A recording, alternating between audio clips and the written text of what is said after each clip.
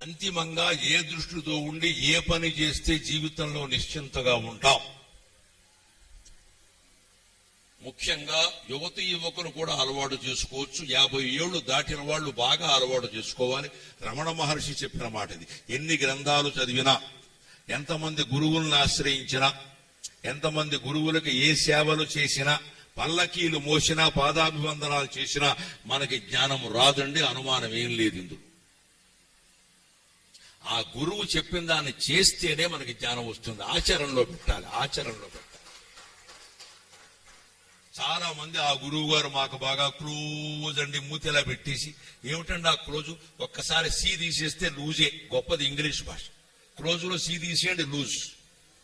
ఆ గురువు గారికి మనకంటే ఎవడో ఇంకోడు క్లోజ్ అయ్యాడు అనుకోండి, ఆయన ఆదరించారనుకోండి, వెంటనే మనకు అసూయ. ఈ మధ్య మా గురువు గారండి మమ్మల్ని పట్టించుకోవట్లేదండి. వేరే వాళ్ళు చేరారు. నా వేరే వాళ్ళు మగవాళ్ళు అయితే ఒక గొడవ, ఆడవాళ్ళు అయితే 2 గొడవలు. ఇంకా మనమే అంటగట్టేస్తాం వెంటనే. ఎందుకంటే మన జాగ్రత్త ఇట్లా, మన జాగ్రత్త ఆయన 2 తప్పులు చేసినా పర్వాలా. మన జాగ్రత్త ఇస్తే మన స్వార్థం అంటే ఇది. మన జాగ్రత్తీయకపోతే ఆయన ఒప్పు చేసిన తప్పే. అంటే స్వార్థం మనలోనే ఉంది, గురువును కూడా అనక్కల్లా. అసలు గురువు చుట్టూ చేరమని కూడా చెప్పాడు నీకు. అలాగే గ్రంథాలు నేను చదివి చెబుతున్నానంటే మొన్న సరదాగా లెక్క పెట్టి ఆశ్చర్యకరంగా నా సొంత గ్రంథాలయంలో మా ఇంట్లో 1100 పుస్తకాలు ఉన్నాయి. తెలుగు సాహిత్యం, సంస్కృత సాహిత్యం, ఫిలాసఫీ, ఇవి బాగా నా ఇష్టం. నాకు హిస్టరీ, ఫిలాసఫీ, సాహిత్యం నాకు బాగా ఇష్టం. ఈ 3ంటికి సంబంధించిన పుస్తకాలు 1100 ఉన్నాయి. ఇంతవరకు నేను రోజుకు 10 గంటల చొప్పున కేటాయించి ఇంటి దగ్గర ఉంటే రోజుకి 20 పుస్తకాలు, అరగంటకు పుస్తకం మారుస్తూ ఎంతైతే ఎంతో చదువుతా. అసలు ఎన్ని పుస్తకాలు చదివాను నువ్వు ఒకసారి సరదాగా అనిపించి కింద ఆదివారం నాడు కూర్చొని రిజిస్టర్ తీసి మొత్తం లెక్క పెడితే 1025 పుస్తకాలు చదివానండి. 1100లో 1025 అయిపోయినాయి. ఇంకా 75 ఉన్నాయి. ఇంకో 2-3 నెలలు అయిపోతాయి.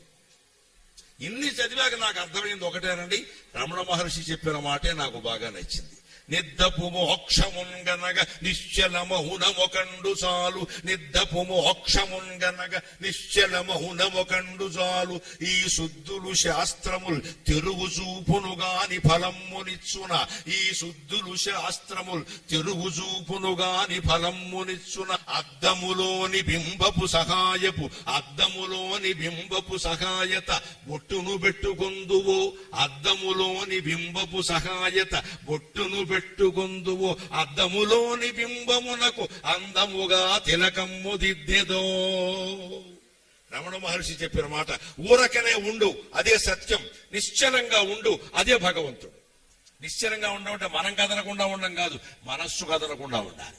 ఏ ఆలోచన వద్దు, మంచి వద్దు, చెడ్డ వద్దు, ద్వేషం వద్దు, రాగం వద్దు.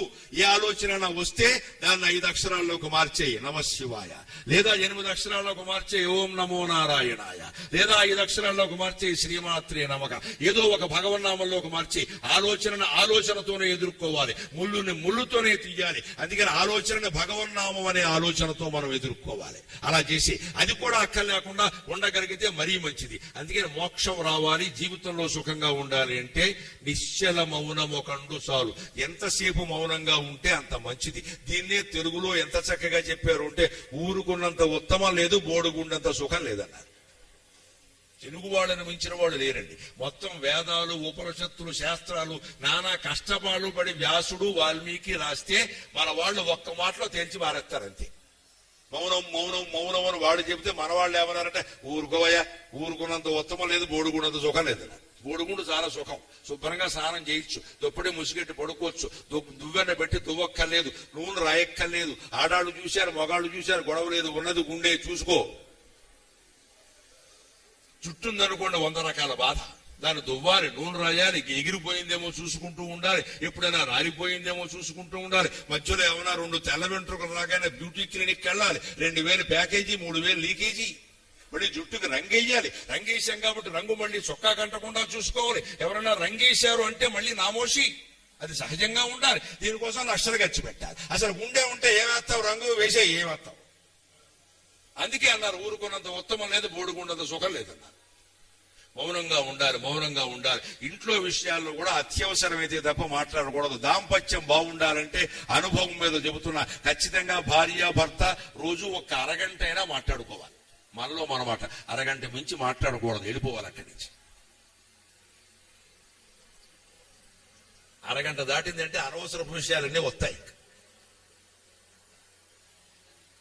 అందుకని ఓ అరగంట మాట్లాడి బాగున్నావా, ఏమిటో నిన్ను చూస్తే మాట్లాడాలనిపించింది అంటే సరిపోతుంది. బాగున్నారో లేదో వాళ్ళకి తెలియదు, అర్థం చూసుకుంటే ఓ మాట అంటే సంతోషిస్తారు.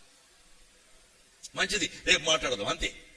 అందుకని నిశ్చల మౌనం ఒక చాలు. అంతేగాని శుద్ధులు శాస్త్రము తెలుగు చూపును గాని ఫలమునిచ్చున. మీరు ఎన్ని శాస్త్రాలు చదవండి, ఎన్ని టీవీల్లో ప్రవచనాలు వినండి, ఎంతమంది పీఠాధిపతుల్ని మీరు సేవించండి, ఎంతమంది గురువుల్ని మీరు ఆశ్రయించండి. జ్వరం వస్తే ఒకరిని, జబ్బు వస్తే ఒకరిని, పెళ్లి కాకపోతే ఒకరిని, అయ్యాక సమస్యలు వస్తే ఒకరిని, ఎంతమందినైనా మీరు ఆశ్రయించండి. వాళ్ళు చెప్పేది ఎప్పుడు ఒకటేనమ్మా, వాళ్ళు చూపుడు వేలు దారి చూపిస్తారు, నడవలసింది నువ్వే.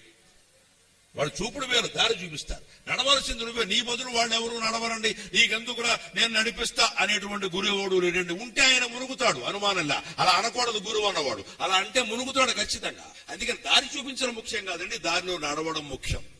అందుకే ఏం చెబుతారంటే ఆయన, దాన్ని నిన్న ఉదాహరణలో పెట్టే సాగర ఘోష కావ్యంలో, మనం అద్దం చూసుకుంటాం, తల దువ్వుకుంటాం, బొట్టు పెట్టుకుంటాం, అంతే కదా. బొట్టు పెట్టుకోవడం చెప్పుకుందాం, మంగళప్రదమైన విషయం కదా. తల దువ్వుకోవడం అంటే ఇబ్బంది, ఎందుకంటే నాకు లేదు, నాకు దువ్వుకునే పని లేదు ఇక్కడ. అందుకని బొట్టు అయితే ఎవరన్నా పెట్టుకుంటారు. అందుకని అద్దం చూసి బొట్టెట్టుకుంటే, అద్దం చూసి బొట్టు ఎక్కడ పెట్టుకోవాలో మన మొహం మీద పెట్టుకుంటాం కానీ అద్దంలో మొహానికి బొట్టెట్టం కదండి. అద్దంలో మొహానికి పెడతావు బొట్టు, నీ మొహాన్ని పెట్టుకుంటావు కదా. అందుకని గురువు అద్దం లాంటి వాడు, ఆయన ప్రవచనం ద్వారా నిన్ను నువ్వు తీర్చిదిద్దుకో, నీ మొహాన్ని బొట్టెట్టుకో. అంతేగాని ఆయనకు బొట్లు ఎట్టేసి ఆయనకు పాదాల మీద పడిపోయి పాద పూజ అన్నామంటే, పాద పూజకు ఒక పాదానికి 1,00,000, 2 పాదాలు కలిపితే 2 లక్షలు వసూలు చేస్తాడు. ఇంటికి వస్తే 50,000, ఆఫీసుకు వస్తే 1,00,000 అంటాడు. రేట్లు ఎందుకు పెట్టారంటే ఇందుకే. ఎందుకంటే మన డిమాండ్ ఎలా ఉంది, ఆ మహానుభావులు మా ఇంట్లో అడుగు పెడితే ఈ మాటలే కొంప ముంచేసే వ్యవహారాలండి. ఎవరింట్లో ఎవరు అడుగు పెట్టినా సరే, మీ ఇంట్లో ఉన్న దంపతులు సుఖంగా ఉంటేనే కాపురం బాగుంటుందమ్మా. మేమెవ్వరు అడుగు పెట్టినా ఏం అద్భుతాలు ఏం జరగవు, అపూర్వాలు ఏం జరగవు. అనవసరంగా ఎవరి మాటలు విని మోసపోకండి. నేను చాలా స్పష్టంగా చెబుతాను, ఎవరింటికి వెళ్ళా, మీరు మా ఇంటికి రండి, మీరు మా ఇంటికి రండి, మీరు అడుగు పెడితే చాలు అంటే, శ్రీ మహావిష్ణువు అడుగు పెట్టినా మీ ఇంట్లో అద్భుతాలు జరగవమ్మా. మీ మనస్సు మారవలసిందే, మీ బుద్ధి మారవలసిందే, అప్పుడు మాత్రమే అద్భుతాలు జరుగుతాయి ఖచ్చితంగా. మనం అలా అనుకోండి ఎంతసేపు. అక్కడికి వెళ్ళామండి, ఆ లింగం ఇక్కడ పెట్టామండి, ఆ బొమ్మ ఇక్కడ పెట్టామండి, ఆ తీర్థం ఇక్కడ పెట్టామండి, అప్పటి నుంచి అద్భుతాలు జరిగాయండి. వాటి వల్ల జరిగిపోతే జీవితం ఎందుకండి ఇంకా. అందుకని గురువులు ఎవరైనా దారి చూపిస్తారు. అద్దం మనకి ఏం చేస్తుంది, ముఖం చూపిస్తుంది. నీ మొహానికి బొట్టెట్టుకోవాలి కానీ దాని మొహానికి బొట్టెడతావా? గడ్డం గీసుకుంటారండి, మగాళ్ళకి బాగా అర్థం అవుతుంది. అద్దంలో మొహం చూసి మన గడ్డం గీసుకోవాలి కానీ అద్దం మీదకి ఎత్తావా? ఇలాగా అద్దం బాగుందని అద్దం పాడైపోయింది, నీ గడ్డం అలాగే ఉంది. అద్దం చూసి మన గడ్డం గీసుకోవాలి. అందుకని జీవితంలో వీలైనంతసేపు మౌనంగా ఉంటూ, అత్యవసరమైతేనే మాట్లాడుతూ, అత్యవసరమైతేనే పని చేస్తూ, అంతేకాదు అత్యవసరమైతేనే ఆలోచించడం కూడా నేర్పాలి మనస్సుకి. అనవసరంగా ఆలోచించద్దు. ఆలోచనలు వస్తూ ఉంటే, ఇప్పుడు ఈ సమస్య లేదు కదా, వాడు మన ఎదురుగా లేడు కదా, ఎందుకు వచ్చిన కూడా ఇది, ఎందుకు ఆలోచిస్తున్నాం మనం? వాడు రాని చూసుకుందాం, ఇప్పుడు ఎందుకు ఆలోచించాలి ఈ విషయాన్ని? ఎప్పుడో వచ్చే దాని గురించి ఎప్పుడు ఎందుకండి? అందుకే అలా వదిలేయాలి తప్ప, ఎప్పుడు ఏది అవసరమో అది మాత్రమే ఆలోచించాలి. వెంటనే నమశివాయ నమశివాయ ఎవరి అందులోకి వెళ్ళిపోవలసిందే ఖచ్చితంగా. ఇది సరైనటువంటి సూత్రం.